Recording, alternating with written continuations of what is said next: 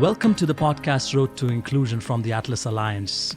In this podcast series, we'll cover themes such as disability rights, disability inclusion, the empowerment of persons with disabilities, inclusive international development aid, and disability inclusive humanitarian action. Hello, everyone, and welcome to a new and exciting episode of the podcast Road to Inclusion from the Atlas Alliance. I'm your host, Gagan Shabra, and I'm the project manager for inclusion at the Atlas Alliance. And right now, today, we have a very exciting, important, insightful, experienced guest who is logging on digitally with us from New York, Vladimir Shuk. Vladimir is the executive director of the International Disability Alliance. International Disability Alliance is a very important organization which is co-hosting the Global Disability Summit. And in this podcast episode, we will be talking about Global Disability Summit. What are Vladimir's expectations from and aspirations for the summit? How could this summit be a game changer when it comes to promoting disability inclusion, disability mainstreaming, and some piece of advice for the Atlas Alliance? But before we jump into all these intricate questions, a little bit of description of myself. Right now, I'm recording this from the studio. There's a white wall in the background. I'm wearing a black jumper, a black buttoned-up shirt, a beige jacket, blue glasses, and the usual long hair. And welcome, Vladimir from New York. How are you doing? Hi, Gagan. Very good, very good. Great to have you here with me. Thank you very much. Absolutely. It's a pleasure that you took time out because I know that these are a few weeks before the Global Disability Summit commences, and you must be running from pillar to post to make it come to life. And we really appreciate the fact that you took time out for us to participate in the podcast. So, Vladimir, for the sake of the audience who is perhaps sight impaired, vision impaired, could you please describe yourself? Absolutely. Thank you. Hi, my name is Vladimir Shuk. I'm Executive Director, International Disability Alliance. I am a white male wearing glasses. I have a blue suit, white shirt, a red tie, and I wear purple with the 15 pin. Fantastic. We the 15, by the way, is one of the most important social media campaign which has happened. Vladimir, you want to talk a little bit about that? That's important to kind of flag. Absolutely, yeah. It is a campaign. It is actually global, and the first campaign of this nature, as far as I know. Maybe I don't know everything, but as far as I know, this is the first campaign that that basically promotes rights of persons with disabilities globally. It is run by International Paralympic Committee and in partnership with International Disability Alliance. We have 20 large organizations that are joining this campaign at this stage, and we received some first reports from the campaign. Yes. And supposedly it reached 6 billion people with disabilities. If it is true, I'm not sure, but sounds very good. Yeah, absolutely. Because 15 is an important number. 15% refers to the 1 billion people with disabilities globally speaking. And We the 15 is quite an important campaign. So if you get a chance, a quick promo for that, please check it out. It's fantastic. So now we just jump into this podcast. And Vladimir, if you could tell the rest of the audience, the listeners, who is Vladimir Shuk? That's a big question. I don't know how to respond. Yes, so basically, I was born and raised in former Yugoslavia, and I moved to States, first to Chicago, and then later on New York. I moved to States in 2004 to study disability studies at University of Illinois at Chicago. But before that, in Belgrade, Serbia, which Serbia became a separate country after the fall of Yugoslavia. So basically, in Belgrade, I started a youth organization of persons with disabilities, cross-disability organization, which was called Association of Students with Disabilities, and that led me to travel the world and to speak about work that we are doing in Southeast Europe, not just Serbia. That was very exciting times. It was real grassroots activism, and we were really changing the world on a daily basis. And I like to say, for that period of my life, I was dreaming during a night and making those dreams reality during a day, but literally like that. We were moving barriers, rebuilding cities, and much more. Then I moved to Chicago, where I studied master's and then PhD. And then finally, I got a job in New York to work with IDA, International Disability Alliance, and I became a director of IDA in 2014. I got married with Stephanie in 2015, and we got a daughter, Luna, in 2017. So this is me now. I'm a father. I'm director of organization. I'm disabled person. I use a wheelchair. That is very important to say. Using motorized wheelchair. So yeah. Thank you for a fantastic overview of your biography as well as your work, and also what you mentioned was so interesting, that how you ended up engaging in advocacy and rights promotion and rights development early on when you were a young person, when you dreamt those dreams in the night and you took action during the day to make sure that those dreams come to life. That's very important for all the young people with or without disabilities to be engaged, to be more involved in the movement per se. Yes. Yes. Yeah. So, Vladimir, if you mentioned about the fact that you joined International Disability Alliance and right now you're the executive director, could you please give a little bit of a snapshot of International Disability Alliance and its co-host for the Global Disability Summit? If you could dwell a little bit on that, please. Absolutely. So basically, IDA is the global organization of persons with disabilities. We have 14 large networks in our membership, through which we bring together 1,100 national organizations from 182 countries of the world. So we are pretty much present in every country of the world. We like to jokingly call IDA the UN of a disability movement, with all the good and bad that it comes with such a title. We have main offices in Geneva and New York, but also we have people working in 12 more countries for the Secretariat of IDA. Yes, IDA is first of all co-chair of the GLAD network. GLAD is a donor coordination mechanism, which is tasked to promote disability inclusive development and humanitarian action. And then, and I'm not saying this accidentally, because GLAD is kind of responsible for supporting as well GDS participation, because it is closely associated. Global Disability Summit is a summit that has responsibility to promote more commitments towards disability inclusive development. So it has similar tasks and objectives such as GLAD network. And usually GLAD network members are hosting or will be hosting over the period of time Global Disability Summit.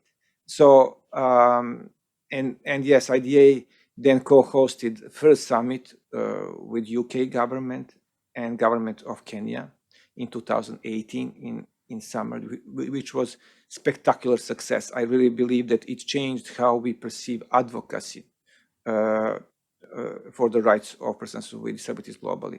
It was the new phase in disability advocacy, and now we have a second one that is unfortunately happening in the times of COVID, but it's also important that it is happening right now because it has unique responsibility to change and to further position disability rights at the center. So the second one that will be happening in February will be organized virtually, and will be co-hosted between governments of Norway, Ghana, and again, International Disability Alliance. Yeah, wow. So when you said that the International Disability Alliance is like the United Nations of the disability rights movement, it was such a powerful statement because we need to be represented. We need to have our voices heard clearly, cogently in international fora, Because often what happens is when it comes to persons with disabilities and their concerns, it's treated as something which is on the periphery, on the margins. And when you talked about the Global Disability Summit being an opportunity to create that conversation in London, now it's going to happen digitally in Norway. That is fantastic that this initiative is being taken because we need a global North-South dialogue on disability inclusion and disability mainstreaming. And what better way to do it than the Global Disability Summit, which is coming on February 14th to February 17th this year. So Correct. mark those dates. It's important. And these dates will be capturing issues linked to youth advocacy on the Youth Day on 14th. On 15th, there's going to be a civil society forum, and 16th and 17th will be the participation of high-level delegates and meetings. Right, Vladimir? Correct. So yes, like you said, first time we will have this youth summit to be part of the GDS, and it will be 24-hour long. So that is fascinating. That was a desire of the young people. They want to carry from region to region and to carry the conversation for 24 hours. You know, young people, we were all young one time. so they're very excited about this opportunity. So I think it will be maybe the best part of the summit. And then we go to like civil society on 15, right? And then 16 and 17, we expect a set of high-level speakers to speak on a variety of topics, but primarily to bring their own commitments. Typically, we should not be giving people chances to speak unless they have serious commitment to make. No, absolutely. And I think we're going to talk about this, the commitments and the seriousness of the commitments, and how do we kind of ensure that these commitments are followed up, and why the Global Disability Summit is much more than just these 4 days, which is going to happen in February. The conversation will continue beyond it as well. But Vladimir, if I may jog down your memory and take you back to those early days, if you could tell the audience what led to the emergence of the Global Disability Summit in 2018. What are the factors? Why Global Disability Summit in 2018? Right. I mean, back then, UK was very active. It was taking a leadership role in disability globally. It was co-chairing the GLAD network that I mentioned previously. If I may interject, one quick thing, Yes. Vladimir. GLAD refers to Global Action on Disability. On disability, yes. Wonderful. So that the audience knows it. Yeah. Yeah, it is a network of donors, foundations, UN system, and it was through the history co-chaired between IDA, who is always a standing co-chair, and then we have rotating co-chairs that were like taking place by firstly Australia, then UK, and then now Norway is a co-chair. Yes. At this stage, and that moment, UK was a co-chair of the GLAD, and we had many conversations about development. We realized that there is not enough investment in disability inclusive development. Simply, the many political commitments that were made by world leaders were not followed up with the concrete financial commitments, or let's call it real commitments, because it's sometimes easier to make political commitment without following up. So I would just give you an example that really made us think about first creating GLAD and then starting GDS. It was simply, if you look at the UN system, which is figures that we know very easily, UNICEF is tasked to implement Convention on the Rights of the Child and has a $6 billion annual budget. There is one fund in the UN that is tasked to implement or support implementation, let's call it, of the CRPD, Convention on the Rights of Persons with Disabilities, in the UN, which is called UNPRPD, UN Partnership to Promote Rights of Persons with Disabilities, which has $5 million annually. So it's 1,000 times less funded than Rights of the Child. I don't say here, let's defund rights of the child. That is not my goal, but yes. I want to say that something doesn't compute. If you look at the civil society organizations, for example, if you look at the Save the Children, with $2 billion annually, planned with $1 billion World Vision with $4 billion. I listed only 3 organizations that are dealing with rights of the child, and they have $7 billion annually. If you combine all disability related organizations, you will come up with the 1.5 billion maybe. And I'm talking if you combine all of them across the world, maybe 2 billion. So I did not do this mathematics, but I know, we know, you know, Gagan, very much what is your budget, and you know what we are dealing with. So there is disconnect. There is disconnect, and there is something that doesn't simply compute. Why making commitments when we cannot follow up on them in a real way? So then UK one day came to us and say, let's organize a summit. We said, okay, let's talk about it. And then we start talking about it, and we fell in love. We felt that, to be honest with you, we did not understand, and at the first moment, what will that mean? We really did not. We really did not. We said, oh, we're going to follow up with the 1 or 2 persons, and we organized this. Very quickly, the whole idea worked for like organization of these. People were breaking down from like working day and night. It was a lot of things. UK hired 20 people to work on a summit. It was face-to-face summit, and it was really groundbreaking. And I remember going into that room first time, and huge hall with a blue light. You know, those blue lights that are like suggesting that something important is happening. And it was really like that. I got chills. I got chills because never before disability was profiled in such a way.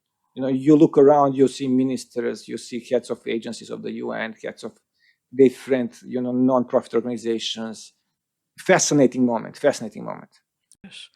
Oh, in this last intervention, you just mentioned something extremely important, the issue of making sure that when you make commitments, you back it up with money, budgets.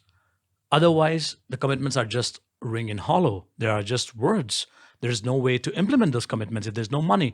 When you mentioned about these appalling figures concerning the comparison with the UNICEF with regards to UNPRPD, it reminded me of this example of Norway. For instance, Norway spends $4 billion, give or take, every year on international development work, which is one of the highest per capita spending. But out of this $4 billion, apparently less than 3% of it, and some say even less than 1%, is disability inclusive.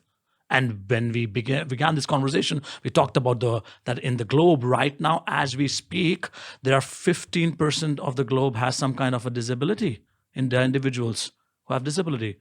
And there's, as you said, the key catchword is disconnect. And that's why when the moment you mentioned that there was need to create an avenue wherein you could engage with the heads of states, private sector, NGOs, organizations which are mainstream, then we have a conversation which is much more broad-based beyond the OPDs. Because you and I, Vladimir, we know disability we know disability inclusion matters. We know it's important to promote the interest of persons with disabilities, to empower them, to stop discrimination, and to ensure that they are participating in the society. But does the society know? Do the governments know? Yeah. Fantastic. So from that 2018 days, early days, since you executed that so spectacularly, are there some success stories or lesson drawn which you could like to share with the audience? Yes, sure. So basically, after that, Global Disability Summit Secretariat has been established to follow up on all commitments that were made. Don't forget, these commitments, we never wanted to make them as a CRPD, as like real responsibility and to have real accountability mechanism on it. But rather, this is a motivational, factor. We wanted to inspire stakeholders to do more. So it's not something that they will then be reporting in a way that will take a lot of their time, etc., etc. But rather, we just wanted to have motivational tools. So we created a follow-up mechanism which simply wanted to celebrate successes, celebrate achievements. So we did that, and we produced already 2 reports that like captured progress. I think that right now 15% of the commitments made in 2018 are completed successfully. I think that like 65% or like 70 some percent is right now under implementation, and I think that just 10 or so percent still did not start. So it's relatively successful story. When you look at the numbers, if you zoom in, you will see many interesting conversations, such as introducing new legislation at the government level, or like World Bank setting up 10 working groups across the bank to implement commitments to mainstream disability across everything that World Bank does, and much more. There is also some commitments made by DPOs, etc., etc. I invite you to visit Global Disability Summit website. It is simply globaldisabilitysummit.org. Visit and learn more about what was committed to by different stakeholders and what was delivered thus far. I know also that, for example, UN OCHA committed to include disability in a global humanitarian overview, which they did for the first time. Very important success. And also, they committed to make a briefing with all heads of agencies of the UN that are working in humanitarian field with IDA, with DPOs, to inform them about disability. Yeah. And that was done as well. And no wonder, regardless of concrete commitments that we are following on right now. For example, 2019 was the most successful year for disability rights movement, I may say, because there were many developments in that year, many new resolutions. I would just say a resolution of the Security Council, 2475. Fascinating, if somebody told me that we will have resolution in a Security Council on disability, if somebody told me that a couple of years ago, we said, no, maybe in like 20 years, but not now. But we did it.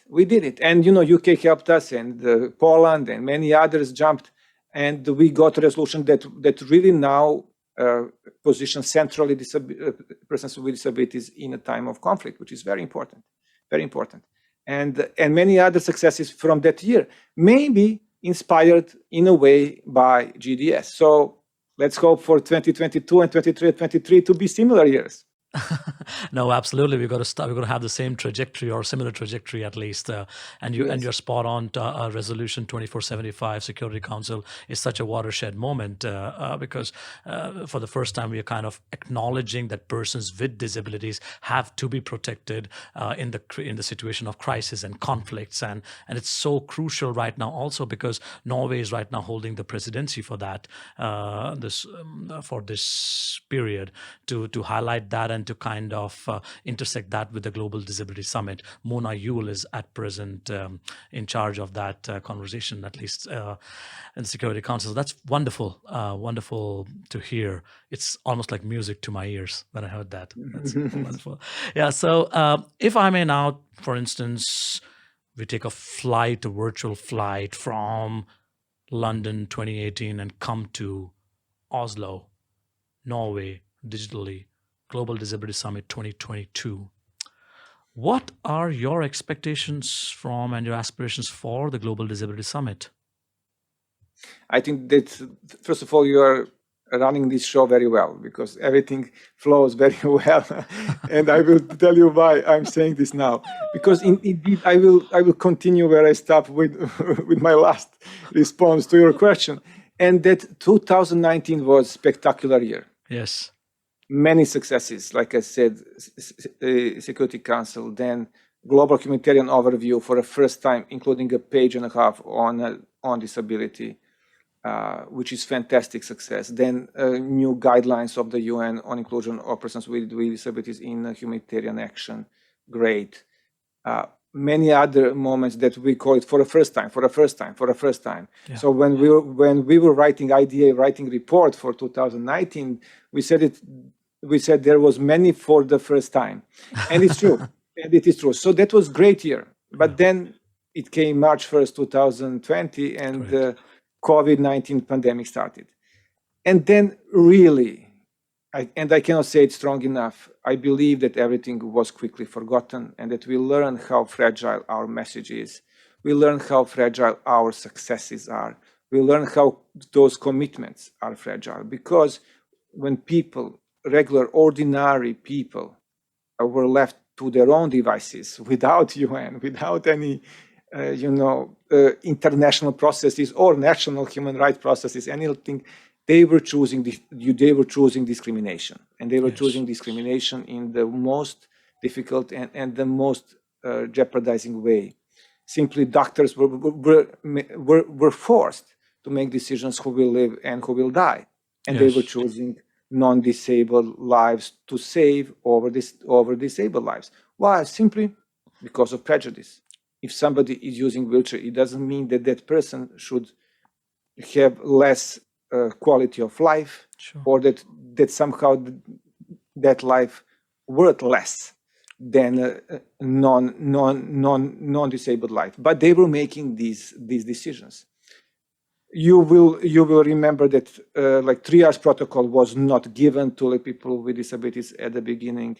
You know all of that, and also how the message was portrayed at the beginning.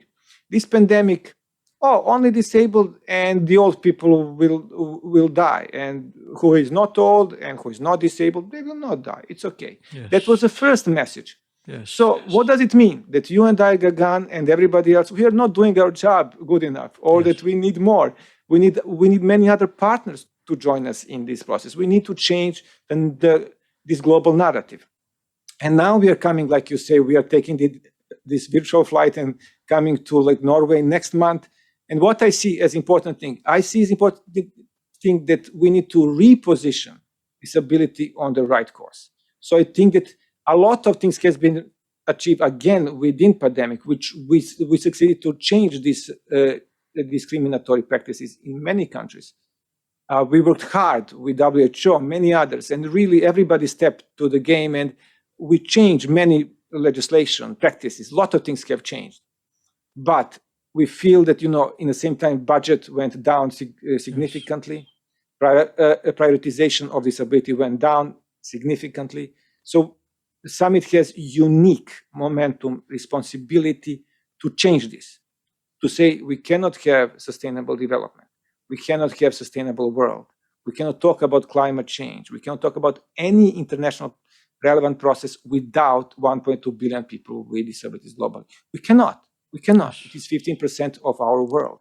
And if anything that we learn from this pandemic is that we are all very connected. And we cannot anymore say, this works for this group of people, but doesn't work for that. So it's fine. Doesn't matter. It's not like that. We are connected, and we need this 15%. And that's why this campaign with the 15 is so important. So unique, tremendous responsibility on the GDS 2022 to reposition again disability where it should be, and to continue on the trajectory of 2019. Let me simply put it. No, absolutely. You're hitting the nail on its head when it comes to changing the global narrative on disability in general and disability inclusion in particular. And what I would, if I may throw 2 cents of mine in this whole conversation, what I would say is something like this, that disability is part of human condition. And when COVID hit us, when you said that, it has kind of explained to us how fragile our bodies are, how fragile our societies are, our communities are. And if disability is part of the human condition, if disability is a universal experience, it could happen to any individual out of aging, war, conflict, injury, bad genetic endowment, and whatnot, then it's so imperative for us to remember that COVID has told us that we live in a world which is fragile. And if it could happen to today, you are healthy, strong, resilient, productive, and you're participating in the labor market, and tomorrow you get COVID, and then you are almost fighting for your life. And if one thing which teaches us is that the temporality or the temporarily able-bodiedness of us as individuals. And perhaps this would be an opportunity for us to drive home that message that disability is, of course, we the 15, but it's a much more deeper issue which has to be dealt. And all human beings, irrespective of their ability status, have equal worth, equal dignity, and have a right for human flourishing. Yes, so you're spot on. I agree. You're spot on. Responsibility on the shoulders of the Global Disability Summit. That means responsibility on your shoulders, right? Believe me. But we are not alone. We are never alone. You know, we have great partner. Atlas Alliance is help us from, and we are in this absolutely equally together in the preparation of the GDS. And Atlas Alliance took uniquely active role in the GDS this time, and really it is fantastic. And not just Atlas Alliance, International Disability and Development Consortium, UN System, many other partners, many governments. There is a lot of interest, I have to say, Gagan. We sent email a couple of weeks ago to many partners to invite them, many governments, especially GLAD members, asking them, what are you doing? Are you preparing some commitments? And such a great interest. Nice. I hope that based on these responses, initial responses, that we are going to have a great success. Wonderful. I'm keeping my fingers crossed for that. So if now from that broad expectation of, carrying this responsibility on your shoulder to ensure that this is a summit where we reshape the narrative on disability inclusion and disability rights and disability justice, to something specific, as an individual, Vladimir Shuk, or as a representative of Executive Director of International Disability Alliance, if I will ask you one specific accomplishment which you really want to chase or achieve as part of the Global Disability Summit, what will that be? If there is only one, I would like to see significant commitment of some of the key donors, Norway, UK, US, towards including persons with disabilities in climate change.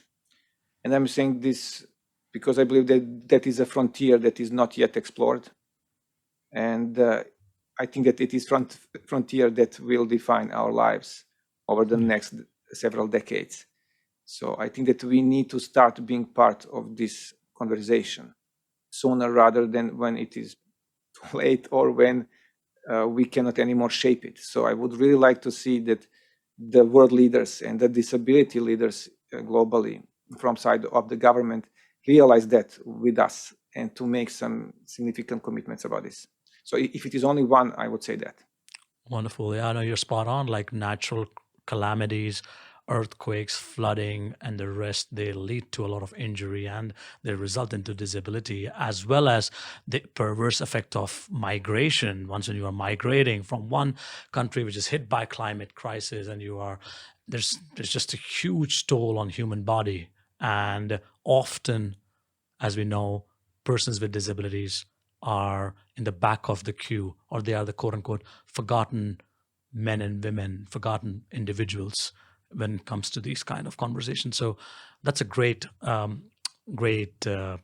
theme or great issue to incorporate in the broader disability rights movement struggle. So Vladimir, you mentioned about the Atlas Alliance and the role of Atlas Alliance to facilitate the upcoming Global Disability Summit in 2022.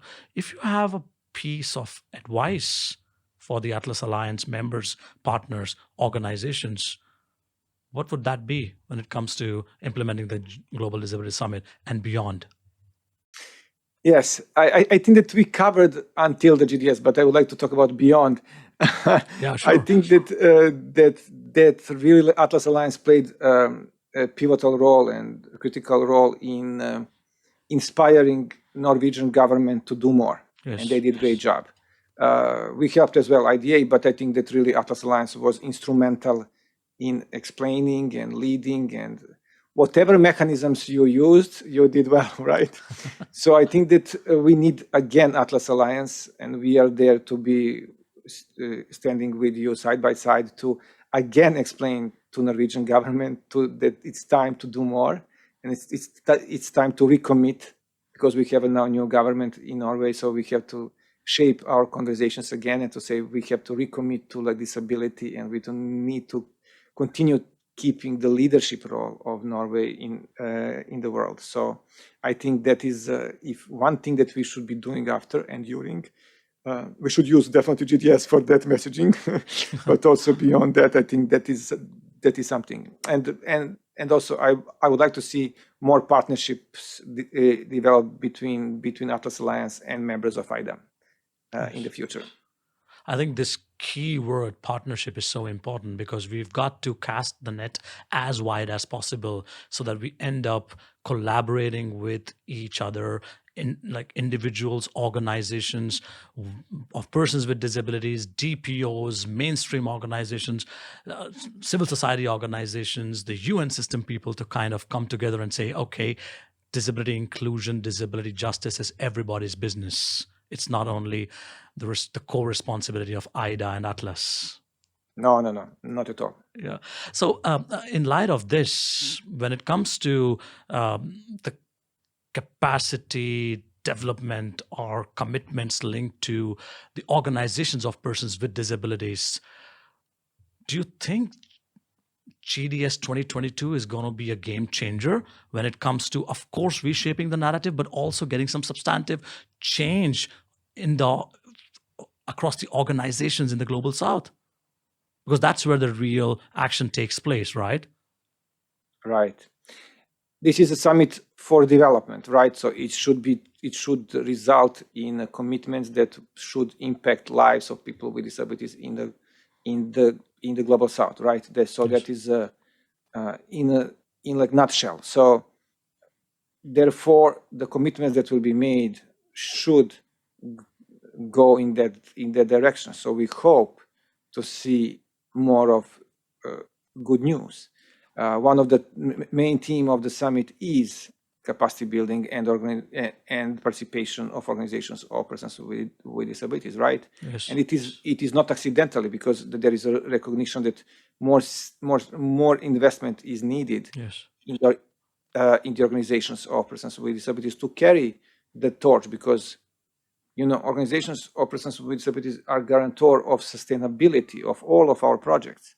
So, you have many organizations, mainstream organizations, NGOs, INGOs, that will go to countries, implement projects, and leave sometimes. Sometimes they will stay for a long time. But organizations of persons with disabilities are staying there forever. So there is a sustainability factor. You have organizations that are in existence for 100 years. So project lasts 4 years comparatively to some of the World Blind Union members that exist for 100 years. 100 years. Yes. So that is a guarantor of sustainability. So we need to invest in these organizations more. So I hope that we will have a good news. I don't know if really, I know that momentum is so difficult. There is such a competition for funding. Prioritization is all in a very difficult moment, because how can you define really what is priority in a time of COVID? And how can you count on, and how can you with a certainty speak about tomorrow when you really don't know? Yes.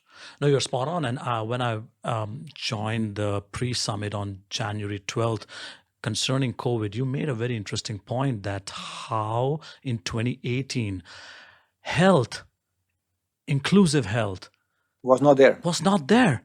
And now the focus has shifted. So you want to dwell a little bit on that? First team that was elected, we did with the COVID, IDA did a set of, I think, 27 face-to-face consultations. We were lucky to catch a small window when COVID was not so, strong everywhere. And we did these 27 consultations across many countries of, Latin America, Africa, Asia, Latin America. And we heard what are the themes that are most important. And yes, besides education, employment, livelihood, crisis and conflict, capacity strengthening, all of that, first theme that appeared was health, inclusive health. Yes. Because, maybe a little bit, organizations or persons with disabilities were trying to send a message, this is not medical model anymore. We want social model of disability. We don't want medicalization of disability. So we don't want to talk about health. And it's fair, but it's not in line with the reality. So Yes. this, unfortunately, COVID brought us to that the difficult, realization that health is very, very important. No, absolutely. You're spot on. Health is a ubiquitous theme. And as I mentioned some time ago as well, that COVID has brought us face to face with our fragility as our bodies and our minds and our systems and our communities. And this inclusive healthcare or vaccination for all, or to ensure Correct. that we reduce the vaccination nationalism, is something which is important to focus on. Absolutely. You're spot on. A quick piece of advice from your end, Vladimir, with regards to how do we mobilize mainstream organizations, other partners, because you mentioned about partnerships so many times, to promote the Global Disability Summit 2022, to participate in it, and thereafter to follow it up? Huh. Yeah, I think that I believe in learning by doing, in not in signing MOUs and all of that, memorandum of understandings and all kind of partnership agreements. It's all sweet and nice, but I really believe that people need to work with organizations or persons with disabilities. And until the moment that you start working with organizations as a meaningful partners and Yes. with all the respect that you can give. And I want to say that since the summit in 2018, we are seeing the shift in the power between NGOs, INGOs, and organizations of persons with disabilities. Before that, I believe the DPOs around the world were more like kind of receiving funding here and there when international NGOs decide that is maybe okay, etc., etc. Now, organizations of persons with disabilities are taking equal or more equal, let's be frank, more equal role Yes. in this, and they're taking a leadership role in funding applications in a project. So I think that the time has changed. And first message for these organizations: realize that time has changed, and maybe you as well contributed to that. So bravo for you, and bravo for like all of us that we did this very important step forward. So now, since the time has changed, let's do it. Let's do it together, and let's work together. Let's recognize each other as equal partners, and let's realize that we have things to learn from each other. If you are a big organization, doesn't mean that you know everything. Not Absolutely. at all. We need to speak about what does it mean to make inclusive programs, inclusive projects, to include reasonable accommodation in every project. Just that thing, just if we can say include reasonable accommodation in every project. Okay, sounds easy. To do that, huge job. Yeah.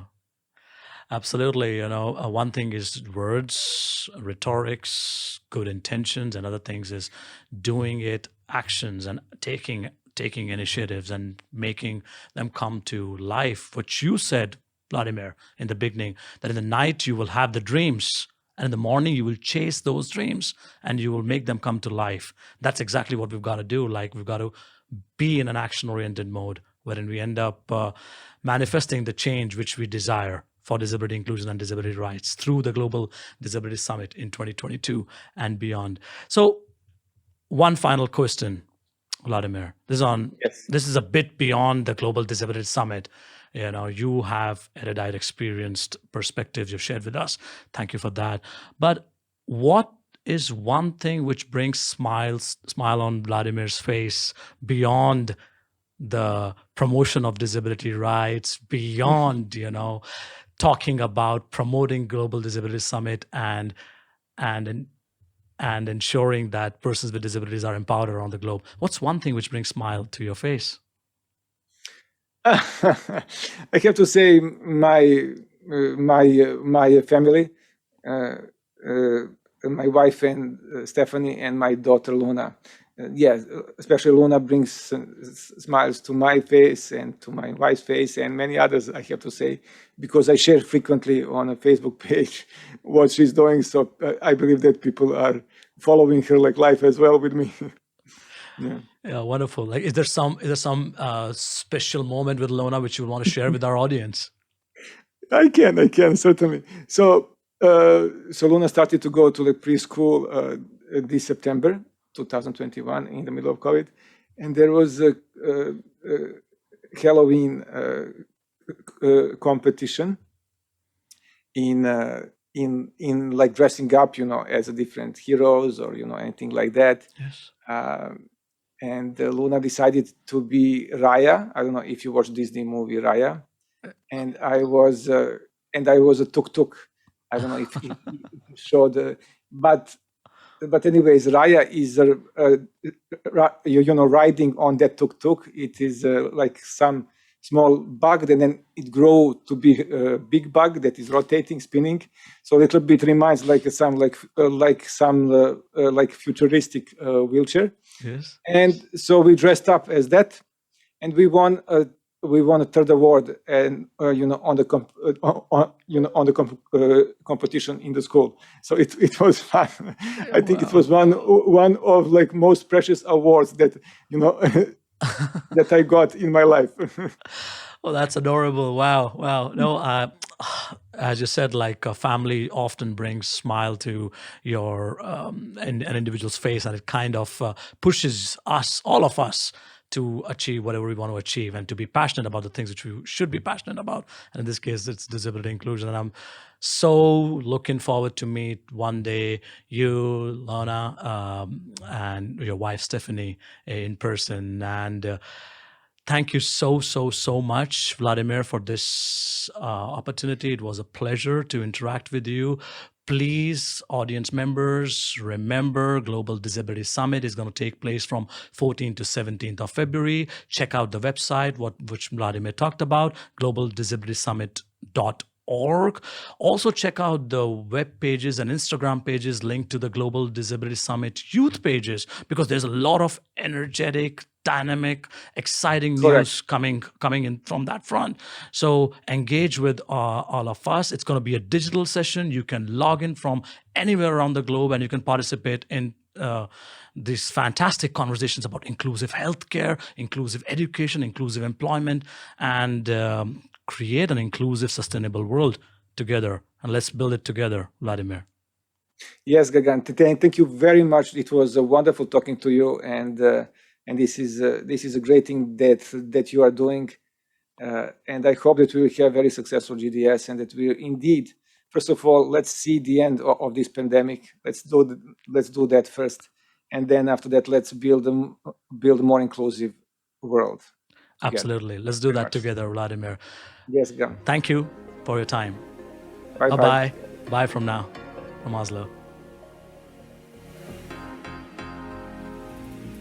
Thank you so much for tuning into this podcast episode. I hope you found this conversation engaging, enlightening, and a little bit entertaining.